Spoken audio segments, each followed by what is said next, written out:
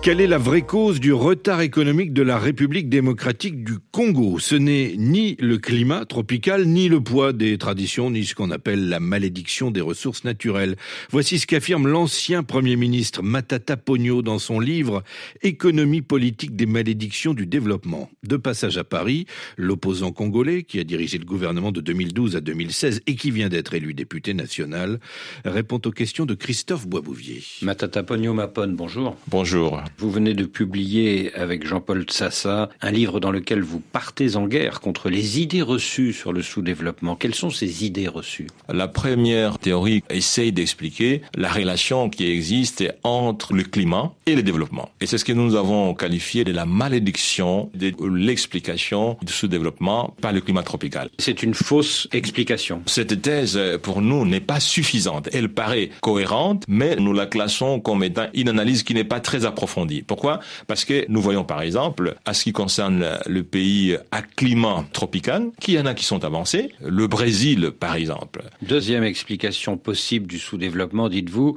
le binôme culture-race. Là aussi, il y a des études théoriques et empiriques qui affirment que la culture et la race peuvent expliquer le sous-développement. Mais nous prenons les cas de deux Corées, la Corée du Nord et la Corée du Sud. Deux pays qui ont la même culture, qui ont la même race, mais la Corée du Sud est de loin plus avancée que la Corée du Nord. Troisième explication possible du sous-développement, dites-vous, la malédiction des ressources naturelles. Mais là aussi, vous n'y croyez pas? Non, parce que ce qu'on appelle le paradoxe de l'abondance, c'est-à-dire que les ressources naturelles peuvent expliquer certains sous-développements, comme la RDC, qui est un exemple typique. Mais laissez-moi vous dire qu'il y a beaucoup de pays qui ont des ressources naturelles, comme le Botswana, qui sont avancés. Si nous montons au nord, vous avez la Norvège, les États-Unis aussi ont des ressources, les Canada. Mais ces pays ne sont pas pour autant sous-développés.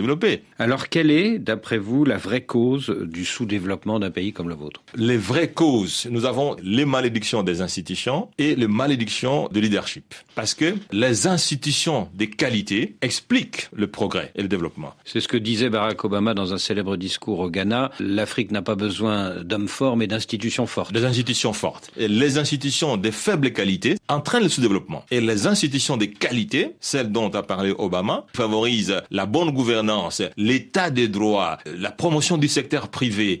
Mais la malédiction de leadership, c'est celle qui explique la malédiction des institutions. Pourquoi? Parce que les institutions sont créées par les hommes. Donc vous allez plus loin qu'Obama, vous dites qu'il ne peut pas y avoir de bonnes institutions sans de bons leaders. Effectivement, parce que avec le temps, le leadership n'a plus la même vigueur. Donc ce sont les hommes qui produisent les bonnes institutions, qui les consolident et qui les solidifient. Y a-t-il eu dans l'histoire de votre pays, la République démocratique du Congo, des leaders compétents? Bon, écoutez, dans ces livres d'ailleurs, nous essayons de démontrer qu'entre 2012 et 2016, j'étais Premier ministre, un leadership de qualité a permis de pouvoir produire des institutions de qualité qui ont permis d'avoir un taux de croissance moyen sur 5 ans de 7,7% contre une moyenne de 3,5% pour l'ensemble du continent africain. Et en dehors de vous-même, Matata Ponyo Mapone, y a-t-il eu dans l'histoire du Congo un Premier ministre, voire un président compétent? Bon, bien sûr, le Premier ministre Lumumba, je crois que c'est un homme de valeur. L'une des conditions d'un bon leadership, Matata Ponyo Mapone, c'est, dites-vous, l'intégrité, le refus de toute corruption. Or, vous-même, vous êtes accusé, en ce moment, par la justice congolaise,